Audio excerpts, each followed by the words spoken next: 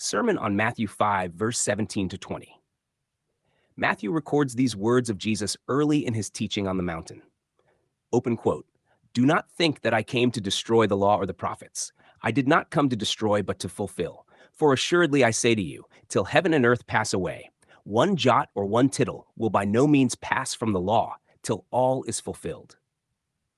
Whoever therefore breaks one of the least of these commandments and teaches men so shall be called least in the kingdom of heaven. But whoever does and teaches them, he shall be called great in the kingdom of heaven. For I say to you, that unless your righteousness exceeds the righteousness of the scribes and Pharisees, you will by no means enter the kingdom of heaven." Matthew 5, 17 to 20. Close quote. These words are often misunderstood because they are read without recognizing the time in which Jesus spoke and the covenantal transition that was taking place.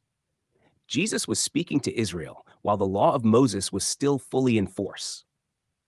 The temple still stood, sacrifices were still being offered, and the covenant given through Moses was still the governing covenant for the nation. Christ and the law. Jesus begins by addressing a possible misunderstanding. Do not think that I came to destroy the law or the prophets. His ministry did not begin by tearing down the scriptures Israel had received. Instead, he declared that he came to fulfill them. The law and the prophets contained promises, patterns, shadows, and prophetic expectations that all pointed forward to the Messiah. The sacrificial system pointed to a greater sacrifice. The priesthood pointed to a greater priest.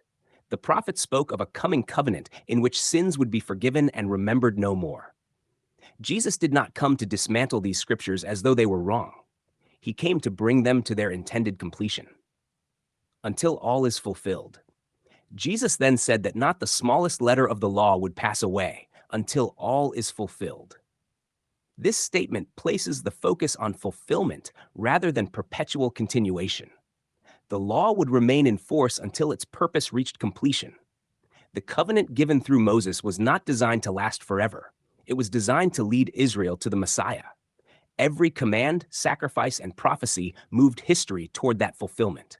When Jesus lived and taught these words, that fulfillment was still unfolding. The law still stood because its story had not yet reached its climax. The passing of the Old Covenant world. Jesus described this time using covenantal language, until heaven and earth pass away.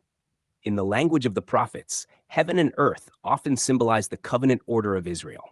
When God judged nations, prophets described it as the shaking or dissolution of heavens and earth. Jesus spoke to a generation that would witness the end of that covenant world. Within that generation, the temple, the center of the law's sacrificial system, would be destroyed, marking the definitive close of that covenant order. By that time, the work of Christ had fully accomplished what the law anticipated. The sacrificial shadows gave way to the final sacrifice. The old covenant system reached its conclusion because its purpose had been completed. Teaching the commandments. While the law remained in force during that transitional period, Jesus warned against disregarding its commandments. Israel was still living under that covenant until its fulfillment was complete. Those who taught the law lightly during that time misunderstood the seriousness of the covenant they were under. Yet Jesus was not merely reaffirming the law. He was preparing his hearers for the deeper reality the law anticipated. A righteousness greater than the Pharisees. Jesus then made a striking statement. Unless one's righteousness exceeded that of the scribes and Pharisees, entrance into the kingdom would be impossible. The Pharisees were known for meticulous attention to the law.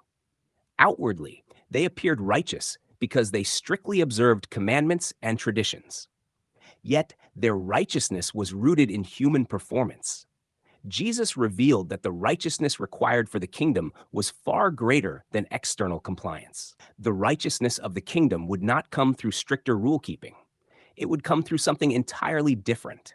The righteousness required for the kingdom would come through the fulfillment of the law itself. The fulfillment that brings righteousness. The law demanded perfect obedience. It exposed sin but could not remove it. Its sacrifices pointed forward, but could not permanently cleanse the conscience. The fulfillment of the law occurred when Christ accomplished everything the law anticipated. He fulfilled its prophecies, embodied its righteousness, and completed its sacrificial system through his own offering. Because he fulfilled the law perfectly, the righteousness that the law demanded was accomplished in him. The righteousness required for the kingdom was therefore not something produced by human effort, but something established through the completed work of Christ. The end of the law's covenant role. Once the law's purpose was fulfilled, its covenantal role came to completion. The system that once governed Israel had served its purpose. It led to the Messiah. What once stood as command, sacrifice, priesthood, and prophecy found its completion in the person and work of Jesus. The shadows gave way to the substance. The kingdom that Jesus announced was therefore not built on the continuation of the Mosaic covenant, but on its fulfillment. The kingdom established. In Matthew 5:17-20, Jesus stood at the turning point of redemptive history. The law was still standing, yet its fulfillment had arrived in him. The covenant order of Israel still existed, yet its completion was approaching. Jesus did not destroy the law. He brought it to its intended end by fulfilling everything it pointed toward. Through that fulfillment, the righteousness required for the kingdom was accomplished, not through human effort, but through the completed work of the one who fulfilled the law and the prophets.